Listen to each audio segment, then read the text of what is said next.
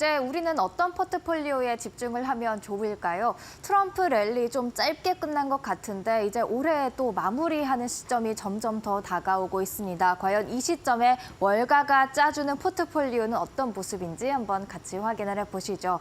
일단 포트폴리오가 중요한 이유, 그 배경부터 설명드리겠습니다. 지금 투자자들은 랠리, 주가 상승을 기대를 하고 있습니다.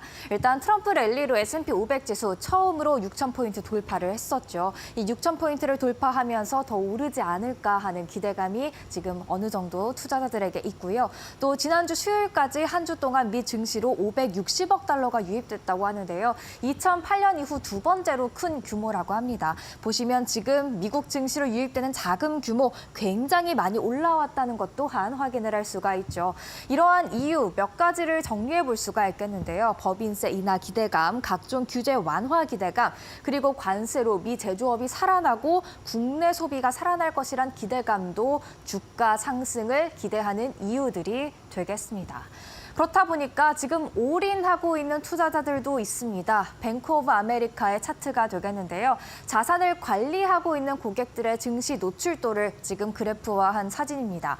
노란색 선이 20년의 평균인데요. 그보다 훨씬 더 높은 63%가량의 증시 노출도가 있고요. 지금 2008년 이후 굉장히 높은 수준으로 올라와 있다. 거의 올인하고 있다라고 CNBC는 정리를 했더라고요. 그만큼 많은 투자자들이 미국 증시의 랠리, 추가적인 상승을 기대하고 있는 상황입니다.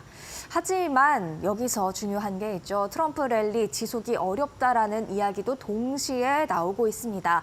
그 이유 세 가지로 정리를 해봤는데요. 먼저는 계속해서 오르고 있는 국채 금리가 되겠습니다.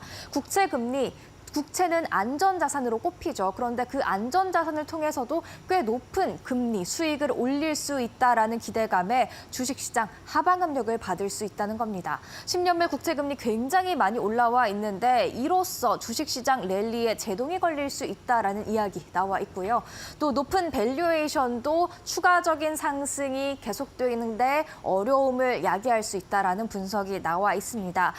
밸류업 프로그램으로 인해서 우리에게 많이 익숙해진 단어죠. PBR이 되겠습니다. 주가 순자산 비율이 되겠는데요. 이 또한 2008년 이후 굉장히 높은 수준으로 올라와 있습니다. 즉, 지금 기업들의 밸류에이션이 굉장히 높게 올라와 있다라는 뜻. 쉽게 접근하기에는 좀 까다로운 주가 수준이다라고 해석을 해볼 수가 있는 것이죠.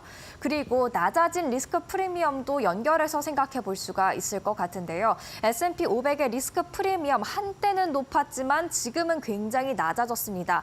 그 말인즉슨 위험 자산, 즉 주식에 투자해서 내가 그만큼 가져갈 수 있을까? 그런 프리미엄들이 많이 약해져 있다는 상태가 됐다라는 뜻이 되겠습니다. 즉 정리를 해보면 투자자들은 지금 추가적인 랠리를 기대를 하면서 많은 증시 노출도를 키워왔는데요. 그렇지만 트럼프 랠리 지속이 어렵다라는 이유 세 가지를 들어서 월가는 이야기를 하고 있습니다. 그만큼 지금 이 시점에는 포트폴리오를 잘 짜는 게 중요하다라고 이야기할 수가 있을 텐데요. 에버코어 ISI가 그래서 탑픽 5개를 던져줬습니다. 먼저는 애플입니다. AI 기능이 더해지면서 아이폰 판매량이 증가할 것이다라는 게 주된 이유였고요. 또 이 AI로 인한 서비스, 웨어러블의 확장도 기대된다라는 추가적인 설명을 달았습니다. 그러면서 목표 주가 $250 제시했고요. IBM도 내년에 매출이 예상치를 웃돌 것이다라는 긍정적인 이야기했고요. AI 덕분에 소프트부문 고성장이 기대된다라는 이야기도 했습니다. 트럼프 2기에 따른 규제 완화 혜택도 볼 것이라면서 2기 정부 때 어느 정도 수혜가 있지 않을까 기대감도 작용돼 있는 상황이고요. 버티브 홀딩스도 굉장히 많이 오른 종목 중 한 가지인데요. 데이터 센터 인프라 회사로 AI 붐의 수혜주 그 가운데에 있었던 게 바로 이 버티브 홀딩스죠. 그런데 내년에도 잘 갈 수 있을 것 같다라면서 에버코어 ISI가 긍정적으로 내다보고 있습니다. 시장 점유율을 확대할 뿐만 아니라 여기서 수익성 또한 가속화되고 있다는 건데요. 새해 전 마진율이 20%대 중반으로 오를 것으로 기대한다라는 이야기 제시했습니다. 또 아리스타 네트워크스 클라우드 네트워크 장비 제조사로 내년과 내후년 2년에 걸쳐서 매출 성장률이 20% 이상으로 오를 것이다 기대를 하고 있고요. AI 이더넷 스위칭의 선두주자라고 이야기를 했는데요. 이더넷 저도 낯설어서 다시 한번 찾아봤습니다. 컴퓨터와 네트워크 장비 사이에서 데이터를 전송할 때 사용하는 그런 네트워크가 되겠습니다. 이 분야에서는 선두주자인 만큼 아리스타 네트워크스도 에버코어 ISI가 중심적으로 주목하고 있고요. 암페놀은 광섬유 커넥터 제조사로 낮은 변동성과 두 자릿수 매출 증가율이 기대되기 때문에 긍정적으로 바라보고 있다 설명을 했습니다. 낮은 변동성을 지금 지적한 꼭 집어 말한 이유는 방산, 기술, 통신 두루두루 여러 섹터에 판매를 할 수 있기 때문에 어느 한 섹터가 조금 다운된다 하더라도 다른 섹터에서 끌어줄 수 있는 게 바로 이 암페논이라는 겁니다. AI 서버와 네트워킹에 있어서 꼭 필요한 회사라고 콕 집어서 에버코어 ISI가 이야기를 했습니다. 또 다른 추천주도 있었는데요. 월가에는 애널리스트들이 참 많죠. 그중에서도 좋은 수익률, 좋은 평가를 받고 있는 톱 애널리스트들의 추천주 3가지가 있었습니다. 먼저 M7 중에서는 에버코어 ISI가 애플에 주목했다면 여기서는 아마존이 등장합니다. 클라우드를 통한 현금 창출력 증대, 디지털 광고 사업 확장, AI 혁신 등이 긍정적으로 작용할 것이다라는 이야기가 있었고요. 아마존 웹 서비스의 영업 마진율도 크게 확대되고 있다라면서 AWS에 특히 더 주목하는 모습 나타내기도 했습니다. 또 아마존은 물류 배송도 하고 있죠. 이런 풀필먼트의 지역화를 통해서 효율성이 증가하고 있기 때문에 여기서도 또 추가적인 수익성 증대를 기대해 볼 수 있다는 게 이 톱 애널리스트의 설명이 되겠습니다. 우버는 가장 큰 차량 공유 업체가 되겠는데요. 자율주행 차량이 등장하면 수혜를 볼 것이다라는 이야기를 남겼더라고요. 왜냐? 아무래도 사람이 직접 가는 것보다는 서버 관련해서 AI가 정말 빠르게 연결을 해주기 때문에 짧은 대기 시간이 있을 수 있다라는 이야기고요. 또 선택지의 다양화가 나타날 수 있고 무인으로 이용이 되다 보니까 인건비가 낮겠죠. 낮은 가격으로 인해서 우버도 긍정적인 흐름 맛볼 수 있다라는 게 톱 애널리스트의 주장이었습니다. 마지막으로 블록, 전 이름은 스퀘어가 되겠는데요. 사실 블록 4분기 가이던스 약하게 제시를 하긴 했습니다. 하지만 과거에도 계속해서 약한 가이던스 냈다 하더라도 그걸 상회하는 실적을 발표했었기 때문에 그것에 주눅들 필요 없다라는 게 이 애널리스트의 설명이었고요. 또 상대적으로 낮은 밸류에이션을 갖고 있기 때문에 지금 진입하기에는 괜찮다라는 이야기 했습니다. 마지막으로 트럼프 2기 하면 또 M&A가 활발해질 것이다라는 기대감 다들 갖고 계시죠. 벌써 올해에는 M&A 발표가 전년 동기 대비 25% 증가했고 이 수치가 내년에는 더욱 더 증가할 것 같다라는 이야기가 나오고 있는데요.